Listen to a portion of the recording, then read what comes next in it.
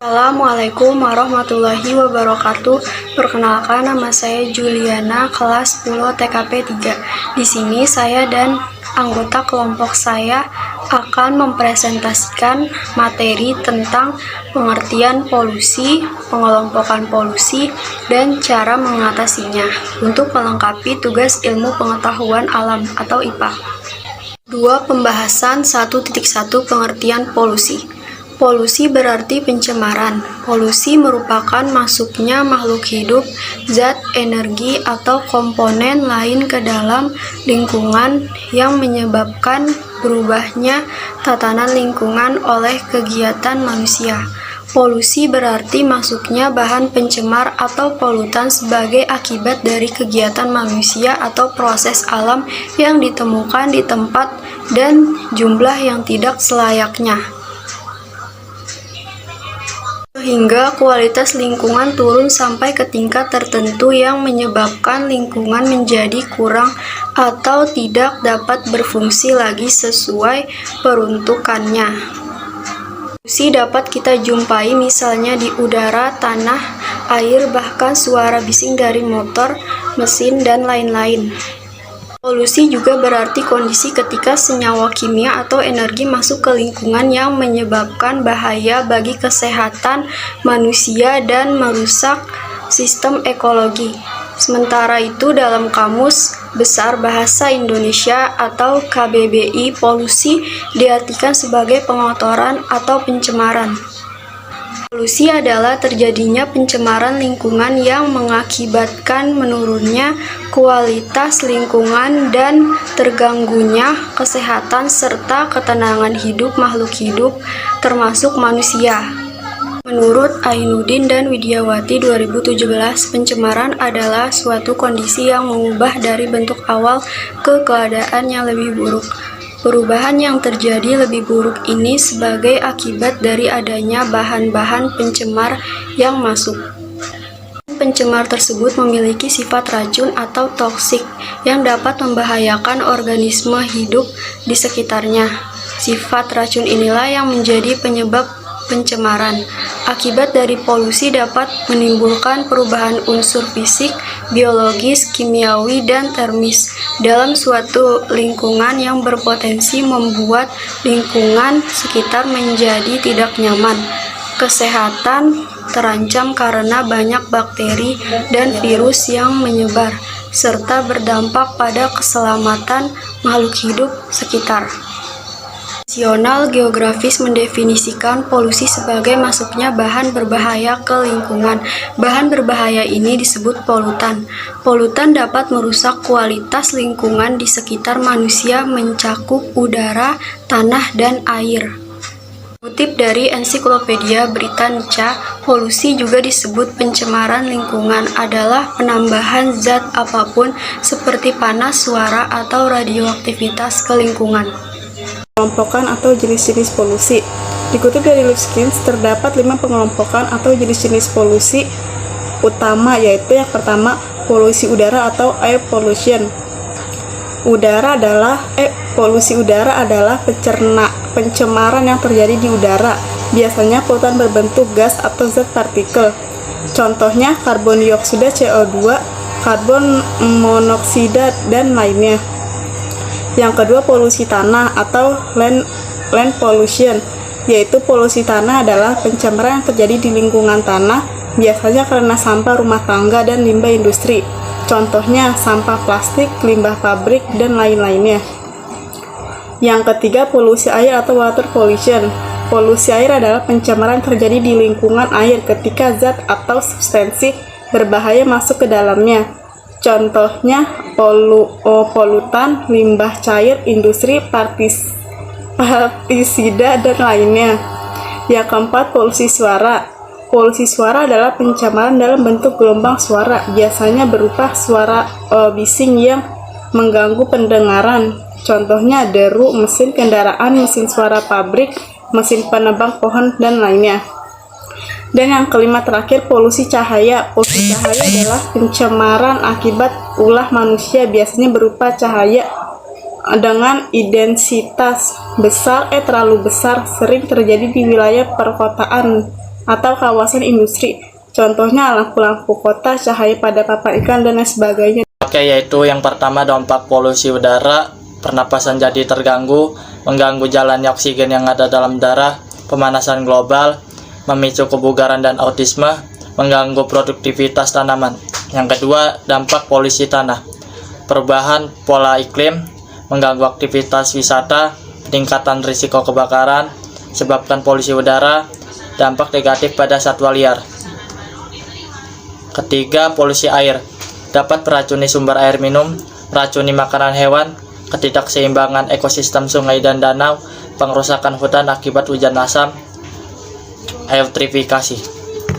Dampak polusi suara, yang pertama itu gangguan pendengaran, yang kedua gangguan tidur, yang ketiga gangguan kognitif, yang keempat penyakit kardiovaskular, 5 gangguan mental. Selanjutnya adalah dampak polusi cahaya. 1. Pemborosan energi listrik di perkotaan. 2. Hilangnya keindahan alam. Yang ketiga, cahaya buatan dari gedung-gedung telah mengecoh pengindaan dari sang burung, sehingga burung banyak yang mati menabrak dinding kaca ataupun gedung.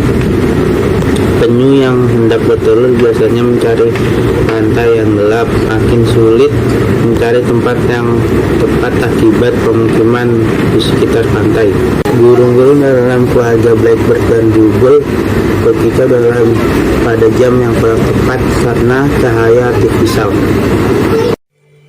Cara mengatasi atau mengurangi polusi udara. Ada beberapa cara yang bisa Anda lakukan untuk mengurangi polusi udara di kota. Di antaranya, 1. Beralih dari kendaraan pribadi ke transportasi umum. Asap dari kendaraan pribadi merupakan salah satu penyumbang utama kemacetan dan polusi udara di kota. Dengan beralih dari kendaraan pribadi ke transportasi umum, pencemaran udara akibat asap kendaraan pun bisa dikurangi. Sementara itu, jika perjalanan Anda memang membutuhkan kendaraan pribadi, pastikan mesin kendaraan dalam keadaan baik sebelum digunakan. Untuk mengetahui kinerja mesin kendaraan, Anda bisa melakukan uji emisi di bengkel-bengkel terdekat. 2. Bersepeda dan berjalan kaki. Bersepeda atau berjalan kaki merupakan cara mudah yang bisa dilakukan saat ingin bepergian dalam jarak dekat. Selain tidak menghasilkan polusi, bersepeda dan berjalan kaki juga baik untuk kesehatan tubuh. Meski demikian, Anda disarankan untuk menghindari jalan raya atau jalan yang ramai dan padat saat berjalan kaki atau bersepeda, guna menghindari paparan polusi asap kendaraan. 3. Membakar sampah. Sebagian orang mungkin berpikir bahwa membakar sampah dapat mengurangi masalah timbunan sampah. Padahal, kebiasaan buruk ini merupakan salah satu penyebab pencemaran udara. Asap hasil pembakaran sampah berbahaya bagi kesehatan tubuh karena mengandung zat-zat beracun. Paparan asap pembakaran sampah atau kabut asap dalam jangka panjang diketahui dapat meningkatkan risiko berbagai masalah kesehatan seperti infeksi saluran pernafasan, gangguan jantung dan paru-paru, PPOK, serta kanker. Keempat, menghentikan kebiasaan merokok. Asap rokok merupakan salah satu sumber polusi udara yang tidak boleh dianggap sepele. Hampir sama dengan asap pembakaran sampah, asap rokok juga mengandung beragam jenis bahan kimia berbahaya yang dapat menimbulkan polusi udara. Menghentikan kebiasaan merokok tidak hanya bermanfaat untuk mengurangi polusi saja, tetapi juga baik untuk melindungi diri Anda dan orang-orang di sekitar Anda dari berbagai jenis penyakit yang disebabkan oleh asap rokok, seperti penyakit jantung, asma, bronkitis, dan kanker. 5. Membatasi pemakaian listrik.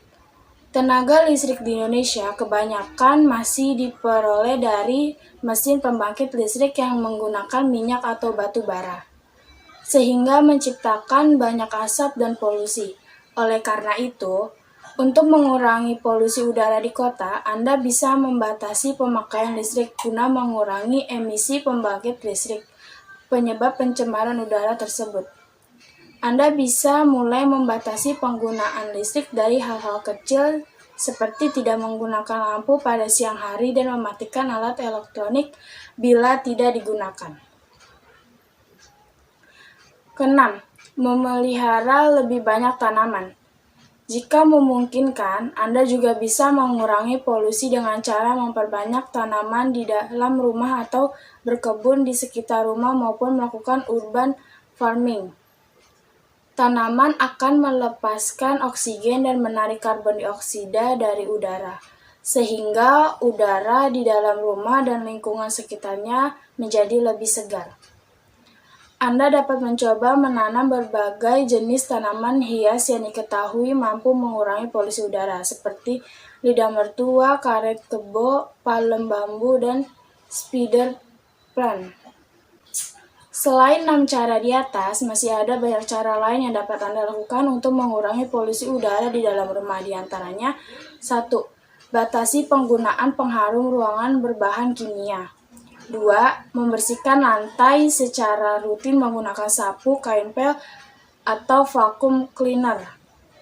Ketiga, membersihkan seluruh perabot dan furniture di dalam rumah secara rutin.